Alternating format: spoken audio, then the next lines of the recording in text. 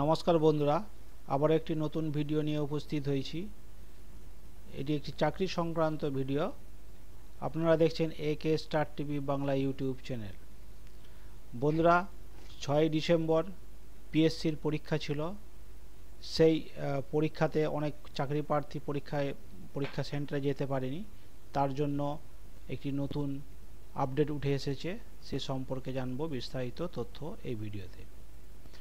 অবরোধের কারণে পরীক্ষা দিতে পারলেন না বহু পরীক্ষার্থী। ফের পরীক্ষা নেবে পিএসসি, ঘোষণা করল রাজ্য সরকার। এ সম্পর্কে বিস্তারিত জানবো এই ভিডিওতে জানবো। আজ পিএসসি ক্লার্কশিপ পরীক্ষা ছিল, কিন্তু একদিকে আদিবাসীদের রেল রোকো অবরোধ অভিযান এবং অন্যদিকে শিলিগুড়িতে বিমল গুরুংয়ের সভা। সমস্যায় পড়ে প্রায় ১৫০০ পিএসসি পরীক্ষার্থী।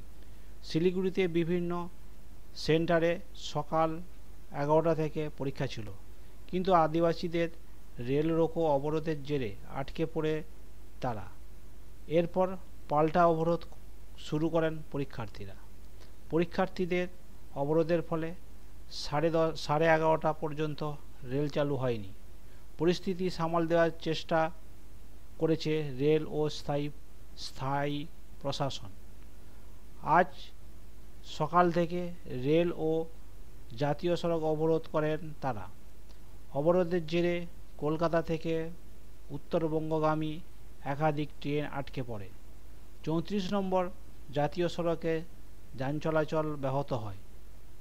ট্রেনে আসতে গিয়ে নাকাল হয় বহু পরীক্ষার্থী। অনেকে বাসে আসতে গেলে বিমল গুরুংয়ের সভার জন্য শিলিগুড়িতে যানজটে আটকে যান।